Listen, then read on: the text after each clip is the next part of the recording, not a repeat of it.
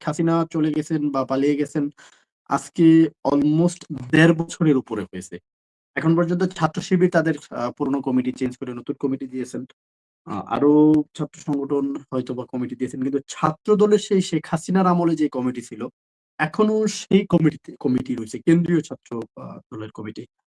ছাত্র রাজনীতিতে আসলে ছাত্র দলের কি যোগ্য কোনো প্রার্থী নাই যার জন্য কমিটি চেঞ্জ হচ্ছে না? বা এই কমিটি চেঞ্জ করে শিক্ষার্থীদের আসলে কমিটিতে আনা উচিত কিনা যারা মারুফ? আমাদের কাছে আরেকজন ইলিয়াস আলী আমরা তৈরি করতে পারলাম না কেন? আরেকজন নাসিরউদ্দিন পিন্টু আমরা তৈরি করতে পারলাম না কেন? আরেকজন খায়রুল কবির খোকন আমরা তৈরি করতে পারলাম না কেন? আরেকজন হাবিবুন নবী সোহেল তৈরি করতে পারলাম না কেন? এটা কাদের ব্যর্থতা? কেন আমাদের কি দেশের এ ধরনের ছাত্র দেখলাম তো আসছে তো। এই যে ওসমান হাদি মারা গেল, তাকে মেরে ফেলা হলো। হাসনাত আব্দুল্লাহরা আছে। এরকম ছেলেরা আমাদের ছাত্র দলে নাই কেন? আমি দুঃখের সাথে বলি আমি ছাত্র দল করে এসে আজকে বলছি আমাদের হৃদয় আমরা ধারণ করি জিয়া রহমানের ছাত্র দল।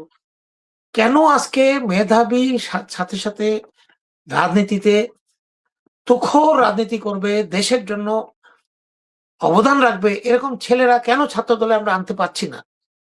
কেন আমাদের আজকে সভাপতি বলেন যাই বলেন এগুলো আমাদের সাথে কথা বলতে পারে না, কথায় পারে না? কেন? এগুলার কারণকে বিশ্লেষণ করতে হবে।